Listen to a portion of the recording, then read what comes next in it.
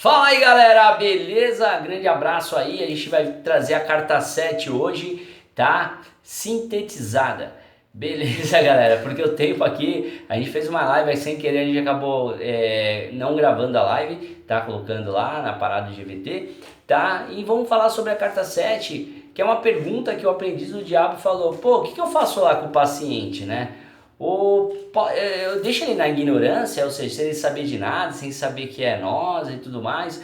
E aí o diabo Maldonado fala assim, então, cara, é bem interessante o que você perguntou, né? Porque assim, se ele não sabe o que a gente, tipo assim, quer fazer, quem somos nós, se ele não acredita que o diabo existe, né?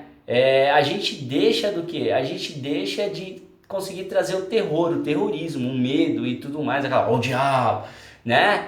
E aí ele fala assim, cara, e a gente deixa de criar bruxos também, ou seja, pessoas que tem seitas desse negócio de diabo e tal, ele fala, a gente deixa de fazer bruxos, né, cara? Isso não é legal pra nós.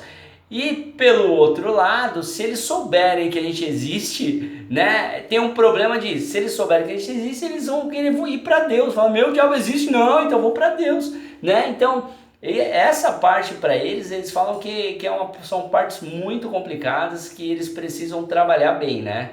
Um dos pontos que ele fala que tem que trabalhar, né, é essa parte de criação de facções, não é isso? Criação de facções, que ele fala que isso é uma coisa muito interessante para eles. Por quê? Porque quando se cria facção, você já não entra no polo, eu acredito em Deus, eu não acredito em Deus. Você acredita no polo, eu acho isso, eu acho aquilo. E eles acham muito interessante, né, que as pessoas sempre sejam as emoções aos extremos, personalidade ao extremo.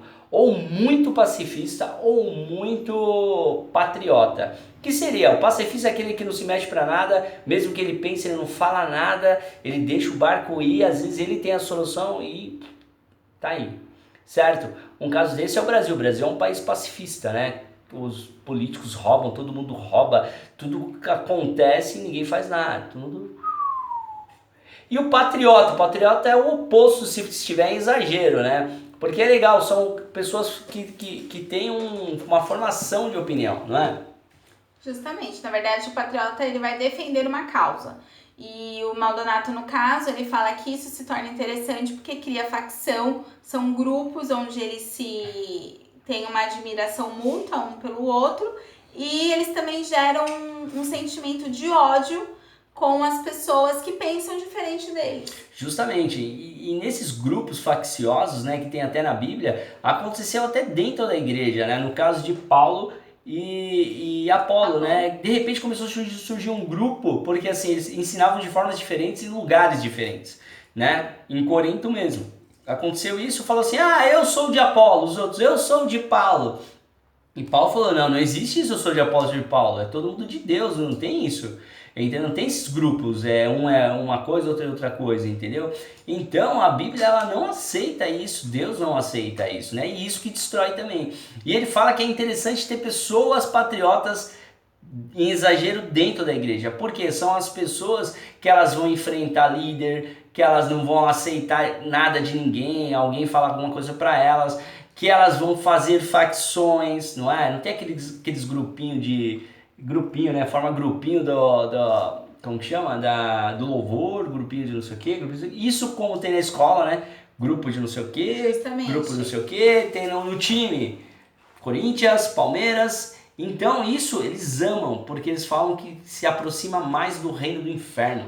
É mais fácil de ele tragar as almas nesse ponto. Justamente, e aí ele fala que a era que o paciente está vivendo é uma era de facções. Foi, né, amor, que você comentou. Nessa era, as panelinhas já se tornam desde a época da escola, né? Então, naturalmente, ou então aquela assim, eu não vou brincar com menino, não vou brincar com menina. Aí já vai juntando aquela panelinha. Então, eles usam isso, os extremos, porque dentro dos extremos vão gerar sentimentos e é no campo das emoções que ele consegue controlar melhor. E ele fala também que é interessante que eles vão investir muito para que as pessoas fiquem, cara. São as pessoas que ficam com, tipo assim, focando em energias vitais, em materialismo, em veneração ao sexo e tudo isso. Por quê? Porque você começa a depositar a sua credibilidade, a sua fé nessas coisas, nesses tipos de objetos, tá? Isso se afastam da realidade de Deus. E para eles é interessante, entendeu? Porque eles falam assim, aí a galera consegue vir pro nosso time. Se a gente conseguir manter eles em venerar o corpo, venerar sexo, venerar energias vitais, ou seja, eles saem da realidade, né? E outra coisa que ele fala também, ele fala assim, e as pessoas que não acreditam em nada é até interessante, porque elas falam assim, ah, se eu não acredito em diabo, por que eu vou acreditar em Deus? Então eu não acredito em nada.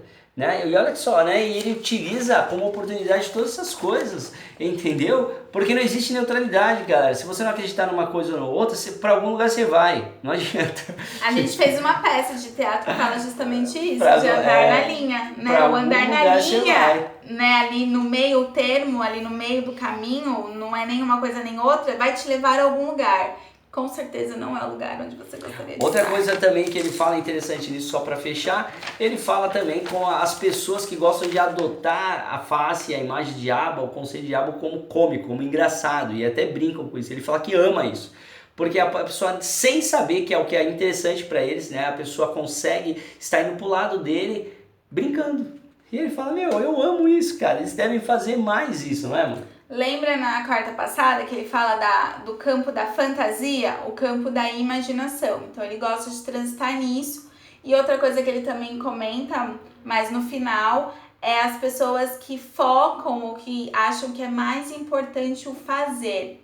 O panfletar, o buscar, o ir fazer congresso, ir fazer cruzadas, ir fazer algo ser mais importante do que aquele tempo de oração com Deus. Real. Então, é substituir, né? Acreditar que fazer antes de buscar a oração é mais importante. Então, ele fala que isso para eles também é muito importante. Então, tudo aquilo que a gente vier realmente a fazer para o Senhor, que a gente faça em oração, sabendo que a primeira premissa é a oração.